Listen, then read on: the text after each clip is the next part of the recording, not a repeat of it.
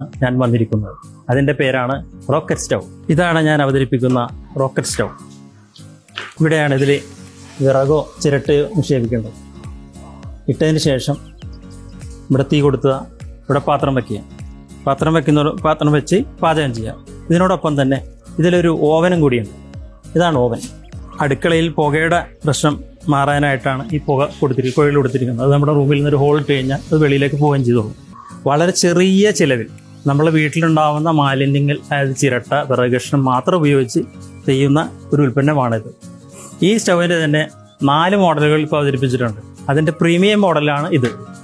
ഒരു പ്രാവശ്യം നമ്മളിതിൽ പണം മുടക്കി കഴിഞ്ഞാൽ പിന്നെ ജീവിതകാലം മുഴുവൻ ഇത് അസറ്റായിരിക്കും.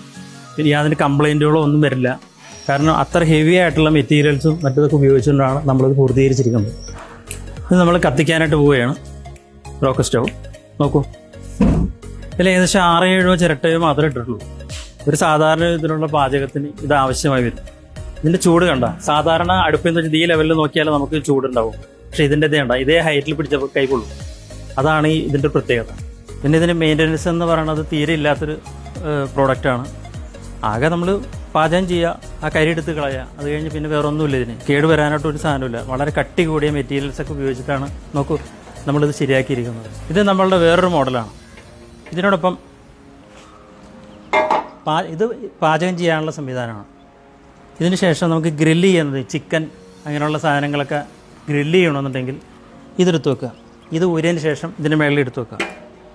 എന്നിട്ട് ഇതിൻ്റെ മുകളിൽ മറിച്ചും തിരിച്ചും വെച്ച് കഴിഞ്ഞാൽ അൽഫാം ഉണ്ടാക്കാം, ബാർബിക്യൂ, മീൻ ഫ്രൈ ചെയ്യാം, എല്ലാം ചെയ്യാവുന്നതാണ്. ഇതിൻ്റെ ഈ ഭാഗത്താണ് നമ്മൾ ചിരട്ട ഇട്ടിരിക്കുന്നത്. നോക്കൂ, ചിരട്ട ഇട്ടതിന് ശേഷം പാചകം ചെയ്യാൻ പാത്രം ഇവിടെ വയ്ക്കുക. നോക്കൂ, ഇവിടെ വയ്ക്കുക. ഇതാണ് നമ്മുടെ ഓവൻ.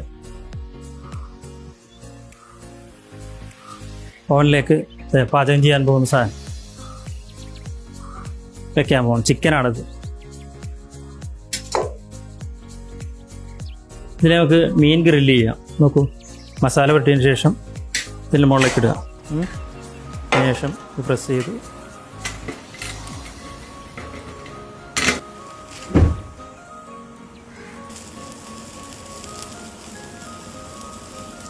ഇപ്പോൾ വീക്കെൻഡിലൊക്കെ നമ്മൾ ഒരു കോഴി വാങ്ങിച്ചാൽ അൽഫാം ഉണ്ടാക്കുകയോ ഇതുപോലെ മീൻ ഗ്രില്ല് ചെയ്യുകയോ ഒക്കെ ചെയ്യാം.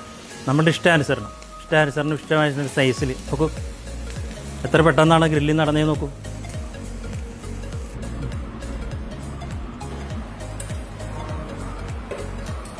ഇതാണ് ഞാൻ അവതരിപ്പിച്ച 4 മോഡലുകളുള്ള റോക്കറ്റ് സ്റ്റൗ. നിങ്ങൾ കുടുംബത്തിന് നല്ലൊരു അസറ്റായിരിക്കുമെന്ന് ഞാൻ പറയുന്നു.